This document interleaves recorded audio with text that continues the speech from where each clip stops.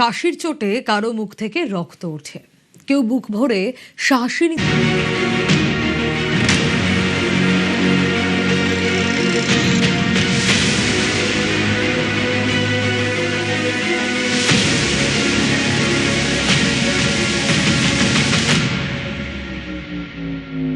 শুনেছি আছে সোনার গয়না অনেক উদ্ধার হয়েছে সবই তো আমাদের এই কষ্টের টাকা ওদের করেছে, কিন্তু আমাদের এখন কিছু পাচ্ছি না।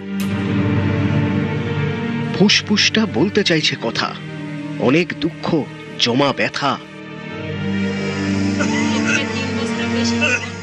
পেট চালাতে পাথর ভাঙতে গিয়েছিলেন ওরা। পাথর ভাঙা কলে নিংড়ে দিয়েছিলেন নিজেদের। জানতেন না পাথর খাদানে নিঃশ্বাসে বিষ। দিনের পর দিন সিলিকার গুঁড়ো মেশা হাওয়ায় ফুসফুসে ঢুকেছে পাথরের ধুলো। পাকাপাকি থাবা বসিয়েছে মারণ রোগ। ওখানে কাজ করতে করতে কিছু লোকের জ্বর আসে, কাশি হয়, দমের কষ্ট হয়। এবার ডাক্তারের কাছে যখন পরীক্ষা নিরীক্ষা হলো তখন থেকে ওরা বুঝলো যে হ্যাঁ, সিলিকোসিস বলে একটা রোগ, পাথরের খাদানে কাজ করতে গেলে এটা হয়। গৃহশিক্ষক থেকে কোটিপতি, দালালি থেকে পাথর বালি পাচার, তৃণমূল জমানায় আঙুল ফুলে কলা গাছ। বীরভূমের ধনকুবের টুলু মণ্ডল ক্রমশ চড়েছেন টাকার পাহাড়ে। আর টুলু মণ্ডলরা যত উঠেছেন তত অন্ধকার নেমে এসেছে উত্তর চব্বিশ পরগনার মিনাখা, দেগঙ্গায়। উত্তর চব্বিশ পরগনার মিনাখা এবং দেগঙ্গা, এখান থেকে সব থেকে বেশি কর্মী যেতেন বাঁকুড়া বীরভূমে পাথর খাদানে। সেই পাথর কাটতে কাটতে এরা ক্রমশ তলিয়েছেন মৃত্যু কূপে। ফুসফুসে জমেছে পাথরের গুঁড়ো, থাবা বসিয়েছে মারণ রোগ, সিলিকোসিস। এই রোগ নাকি সারে না।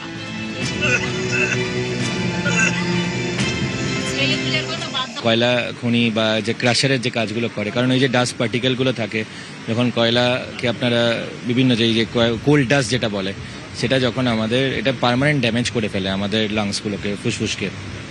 সুতরাং সব থেকে ইম্পর্টেন্ট হলো প্রিভেনশন, এবং পালমোনোলজিস্টদের সঙ্গে কথা বলে, যারা ফুসফুসের বিশেষজ্ঞ তাদের সঙ্গে কথা বলে আমরা সেখানে অনেকের ক্ষেত্রে এরকম হয় যে লাইফ লং ইনহেলার নিতে হচ্ছে, অনেকের মানে ব্রঙ্কোডাইলেটাস এগুলো ইউজ করতে হয় অনেকের ক্ষেত্রে।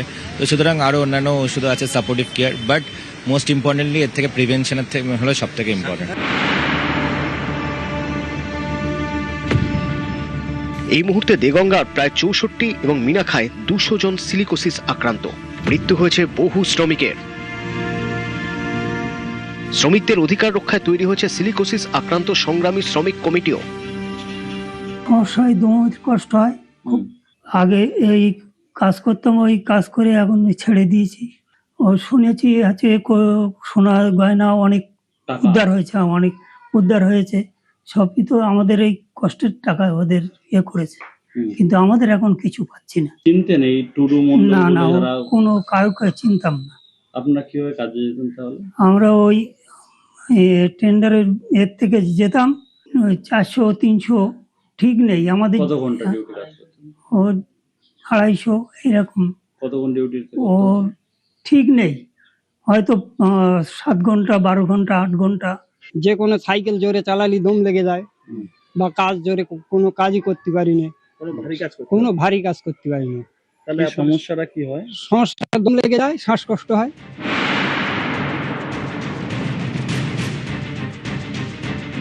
বালি পাথরের অর্থনীতি, অন্ধকারের অর্থনীতি।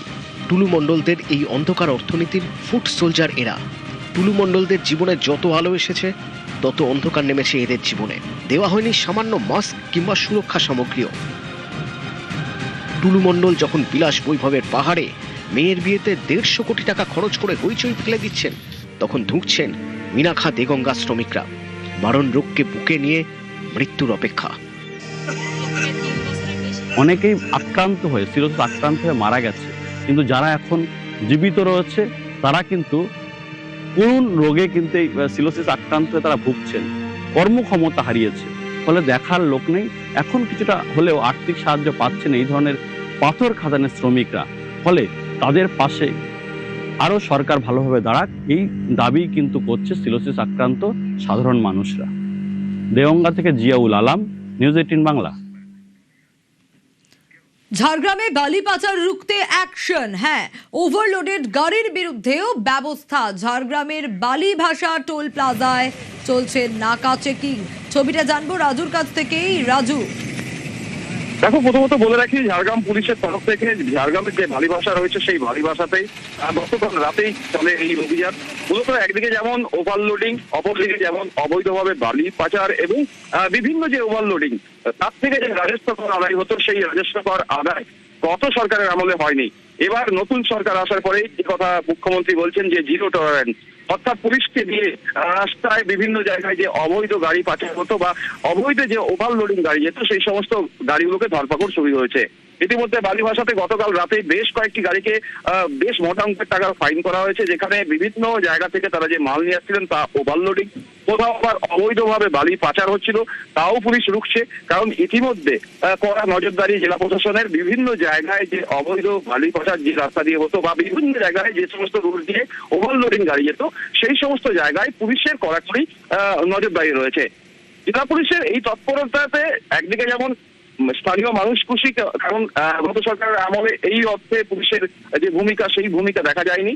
এই নতুন সরকার আসার পর থেকে পুলিশের যে সক্রিয় ভূমিকা তা নিয়েও সাধারণ মানুষের মধ্যে উদ্বেগ রয়েছে। নজরে আসছে বেশ। জেলায় জুড়ে ওভারলোডিং চলছে। আমরা এখানে এনফোর্স করছি, যারা ওভারলোড করছে তাদের গাড়িগুলোকে চেকিং করে যারা যারা ওভারলোড নিয়ে যাচ্ছে তাদের এখানে এমভিআই অফিসার আছে, ইন্সপেক্টর আছে, তারা ফাইন ইম্পোজ করছে। যেটা রেল লাইন কোথায় যাচ্ছিল, কোথায় এটা? খড়গপুর যাবে। ওভারলোডিং, কতটা ওভারলোডিং ছিল? পাতা নেই কত ছিল, আমি দেখিনি। আপনি কোথা থেকে নিয়ে আসছিলেন? কোথা থেকে? ছত্তিশগড় থেকে। ছত্তিশগড় থেকে নিয়ে আসছিলেন? পুলিশ কখন ধরেছে? কাল পরশু, মানে লক্ষ্মীবারে। কত ফাইন হলো? ওই তো বলছে 97,000। কোথায় নিয়ে যেতেন এটা পুরোটা? এই তো খড়গপুর যাবে।